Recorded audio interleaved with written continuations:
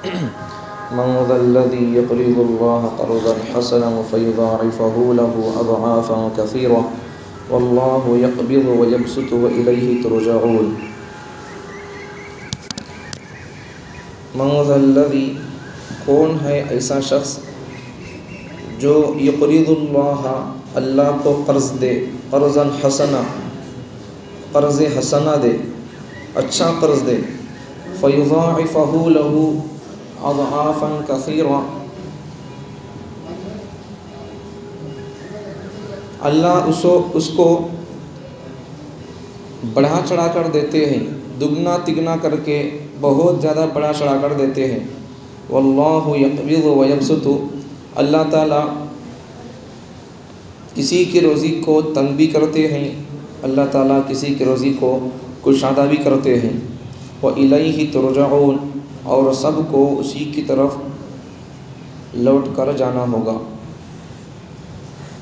کون ہے وہ شخص جو اللہ کو قرض حسنہ دے، پھر اللہ تعالیٰ اس کا دیا ہوا قرض حسنہ اسے دگنا تگنا کر کے عطا فرمائیں گے.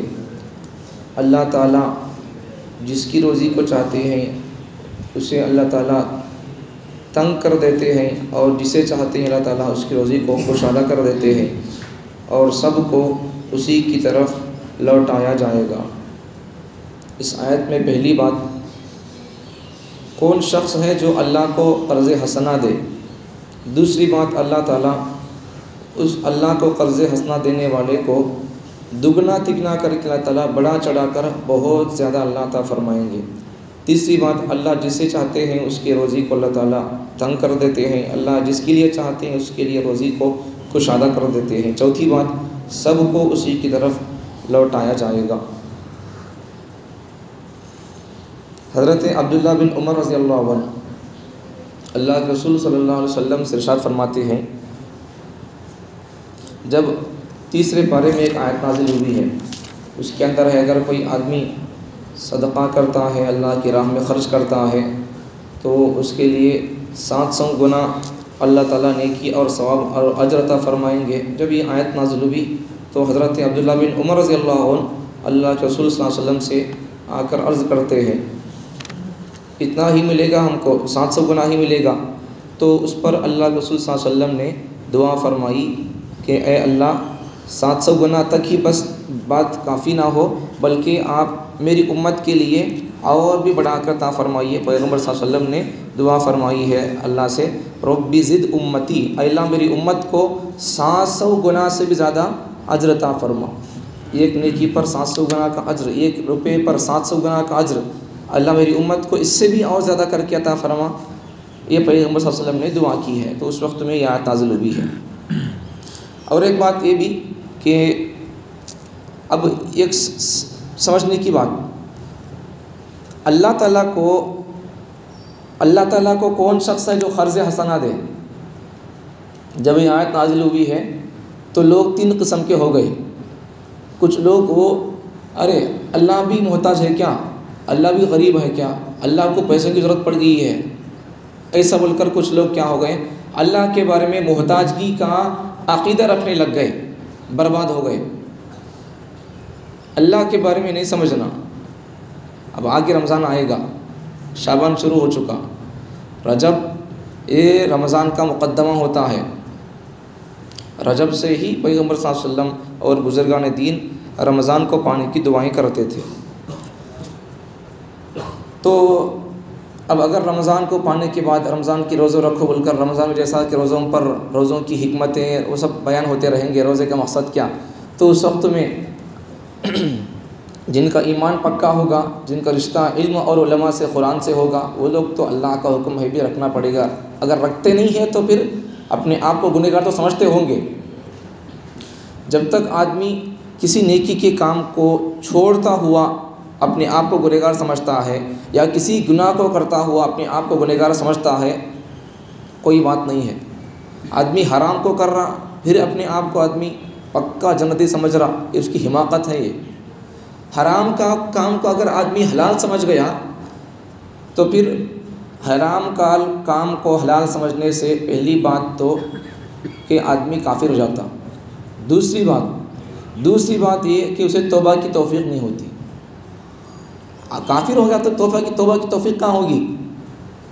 سوال پیاری بات۔ تو اس قسم کی باتیں اللہ کے بارے میں، تو اس لیے ہمارا رشتہ قرآن سے، علماء سے مضبوط رہنا، فتنوں سے بچاؤ کے لیے ہمارا رشتہ علم سے، علماء سے، بالخصوص قرآن مجید کا علم رکھنے والوں سے، ڈاکٹروں سے، انجینئروں سے آپ کا رشتہ ہو نہ ہو کوئی فرق نہیں پڑتا۔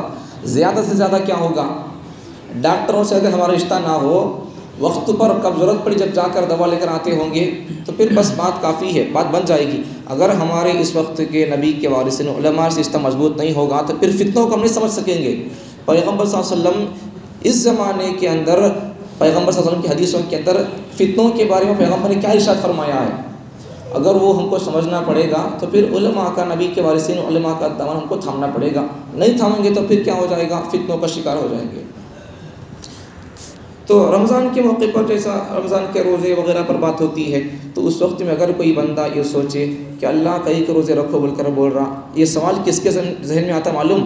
جو لوگ علماء کے بیانات سنتے رہتے، کسی کی سنتے رہتے نہیں، ان کے دل و دماغ کے اندر یہ سوال آتا۔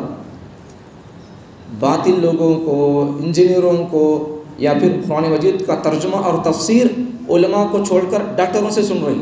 آج ایک عجیب مزاج ہے لوگوں کا بھی، کرنے والوں، پڑھنے والے اور مہارت رکھنے والے سے لوگ سنتے نہیں۔ اب مجھے گونڈے کام نہیں آتا، میں کرتا بھی نہیں۔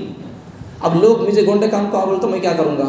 اچھا ایسا بول کر کون تو آؤ بول کر بلا لے جا کو، میں کیا تو مال مارا تو ان کا گھر کھڑتا، جمعہ آنے سے پہلے ان کا گھر ٹوٹ جاتا، اینٹ رکھے سے اینٹ ٹوٹ جاتی۔ مجھے آتا نہیں، وہ میں کام کرتا نہیں، میں یہ کام کرتا ہوں، مسئلے بتاتا ہوں، میں مجھے اس کے اندر مہارت ہے، میں یہ سیکھا ہوں 10-20 سال، مجھے اس کے بارے میں معلوم ہے، نبی کی زندگی کیا مجھے معلوم ہے۔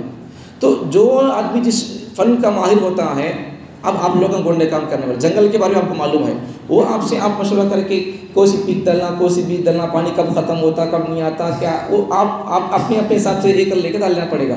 لیکن شریعت کے بارے میں کیا کرنا پڑے گا؟ علماء سے رابطہ کرنا پڑے گا۔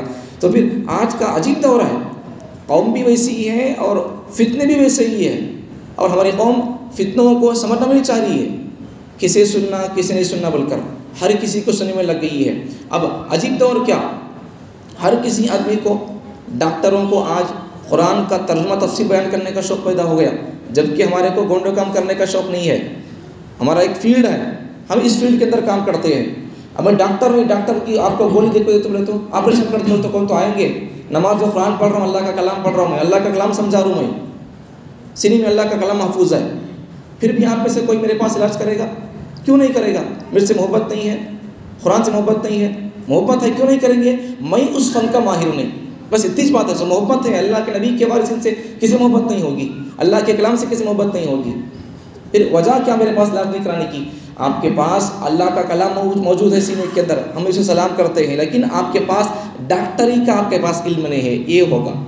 تو میں وہی کہتا ہوں کہ آج ہماری قوم بھی ایسی ہی ہے، اور دنیا کے فتنہ مچانے والی فتنہ انگیز لوگ بھی ویسے ہی ہے کہ ہر ڈاکٹر ترجمہ قرآن بیان کر دوں، میں تفسیر کروں گا، اور ڈاکٹر آدمی بیان کروں گا، میں انجینئر ہوں بیان کروں گا، ترجمہ قرآن کا تفسیر بیان کروں گا، حدیثوں کو سمجھاؤں گا۔ آدمی کو کوئی سا بھی کام کرنے کے لیے اس کا ماہر ہونا پڑے گا، اب ماہر نے سو بھی وہ کام نہیں کر سکتا۔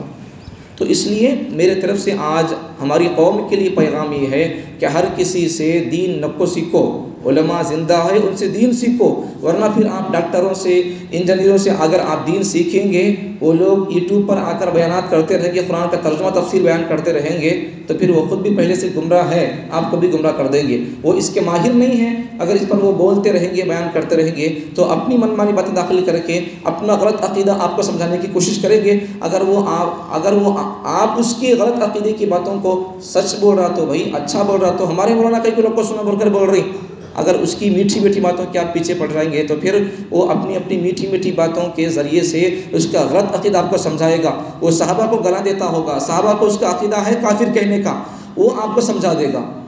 وہ اس کا عقیدہ ہے حضرت علی کو ابو بکر سے زیادہ مرتبہ دینے کا، پہلے خلیفہ علی کا اس کا عقیدہ ہے، ہمارا عقیدہ ہے حضرت علی نہیں، پہلے خلیفہ ابو بکر ہے۔ وہ آپ کو میٹھی میٹھی باتیں بول کر وہ سمجھا دے گا، آپ اس کے تابع اور اس کے فالوور آپ بن جائیں گے۔ تو اس لیے دین کو سیکھنا سننا ہے تو علماء سے سیکھو، اس کے علاوہ انجینئروں سے، لائروں سے، ڈاکٹروں سے، پروفیسروں سے، ان سے علم دین نہ سیکھو، ان کے پاس جو فن ہے ڈاکٹری ہے، انجینئرنگ ان کے پاس ہے، وہ فن سیکھو۔ اس کے علاوہ علماء زندہ ہیں، ان سے دین سیکھنا چاہیے۔ یہ بات کیوں عرض کر دیا میں؟ اس لیے کہ جو لوگ علماء کا بیانات سنتے رہتے ہیں تو پھر اس قسم کے لوگوں کی باتیں سن کر اب وہ اشکال اعتراض کرنے لگیں گے۔ جب رمضان کے موقع پر بیان ہوگا روزوں کی اہمیت پر، روزوں کی حکمتوں پر، تو اس وقت میں لوگ کیا کریں گے؟ علماء کے بیانات سنتے ہوں گے تو پھر کوئی فرق نہیں ہے، ورنہ لوگوں کے اندر اعتراض، کئی کو اللہ روزہ رکھو بول کر بول رہا، اللہ کا کھاتا ہو گیا کہتے، اللہ کا اکاؤنٹ ہو گیا کہتے، کیا اللہ محتاج ہو گیا، اللہ کا بینک بیلنس ہوگا کیا؟ یہ آدمی کے اندر اعتراض پیدا ہوگا ڈاکٹروں کو، انجینئروں کو سننے سے۔ ہر پگڑی بننے والا عالم نہیں ہے، سمجھو یہ بات کو۔ یوٹیوب پر آ کر ہر پگڑی پہن کر، داڑھی رکھ کر، سامنے موٹی موٹی کتاب رکھ کر بولنے والا عالم نہیں ہوتا ہے، اسے پھرکنا پڑے گا۔ آپ کے پاس، آپ کو کیا معلوم ہوگا کہ ان بولنے والا عالم ہے نہیں ہے؟ باتیں اچھی ہوں گی لیکن اس کا عقیدہ کون سا ہے، ان کیسی باتیں بول رہا، سمجھنے کا آپ کے پاس، پھرکنے کا آپ کے پاس آپ کے پاس ترازو نہیں ہے۔ اس کے لیے کیا کرنا پڑے گا؟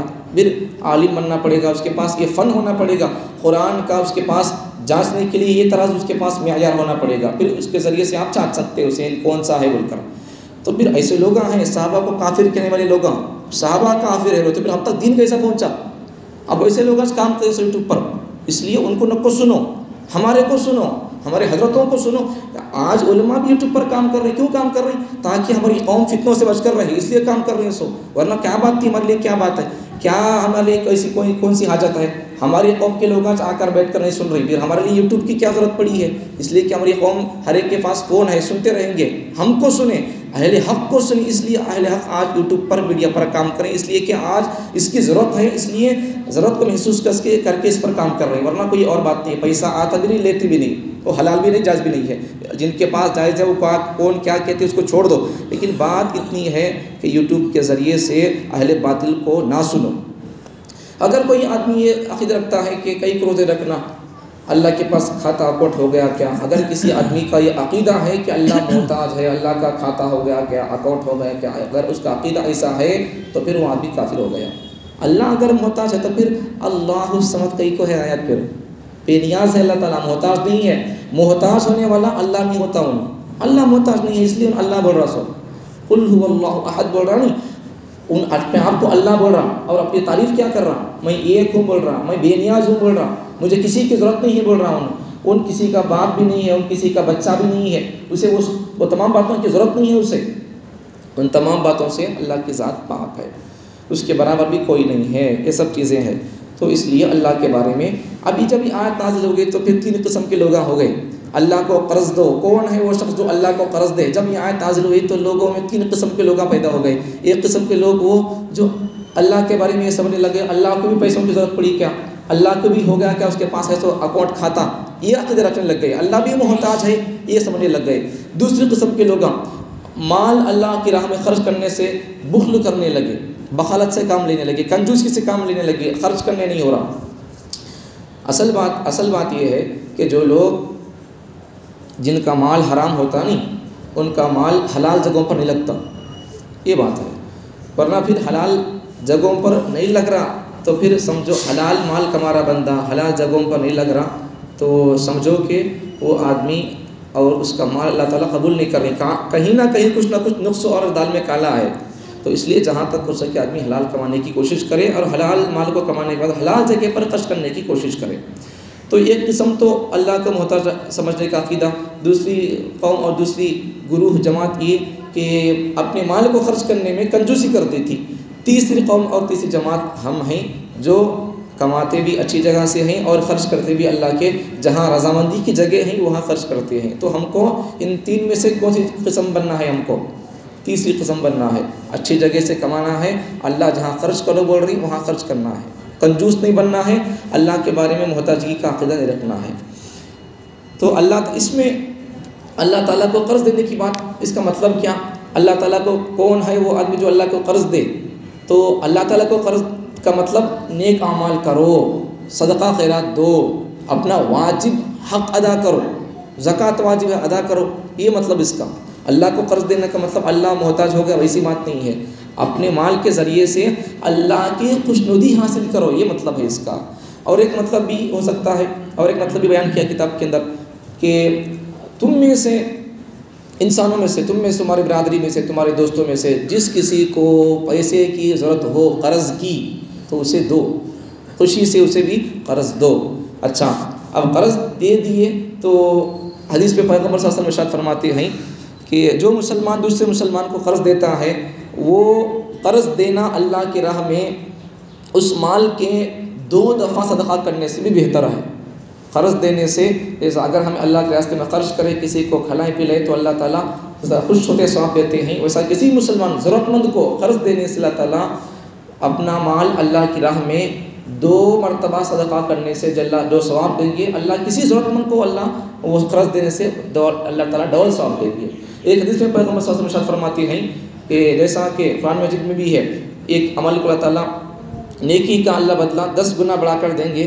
اگر کسی مسلمان کو ضرورت پر قرض دیں گے تو اللہ تعالیٰ اسے 18 گنا اللہ بڑھا کر اللہ اجر دیں گے، 18 گنا بڑھا کر۔ تو اس لیے ضرورت مند کو قرض دینا چاہیے۔ اب یہاں ایک مسئلہ سمجھو، مسئلہ کیا کہ جب اگر کوئی بندہ کسی کو قرض دے دیا تو وہاں شرط نہ لگائے واپسی پر، دیکھ بات تو مجھے 1000 روپے دوں یا 10,000 دوں، تو مجھے پیسے واپس کرتے وقت میں تم مجھے 1000 روپے ایکسٹرا دینا دیکھ، انٹرسٹ کے دینا دیکھ، مجھے سود کے دینا دیکھ، بول کر نہیں بولنا ایسا۔ یہ شرط نہ لگائے پہلے سے، دینے والا دیتے وقت میں، لینے والا لیتے وقت میں شرط نہ لگائے، دیکھ با میں تجھے 10,000 دے رہا ہوں، تو مجھے واپس کرتے وقت میں اتنا دینا دیکھ با، مجھے 100 روپے کو روپیہ دینا دیکھ با، یا پھر 10,000 کو مجھے 1000 روپے دینا دیکھ با، ایسی شرط نہ لگائے، اسے سود بولنے کا، اسے حرام بولنے کا۔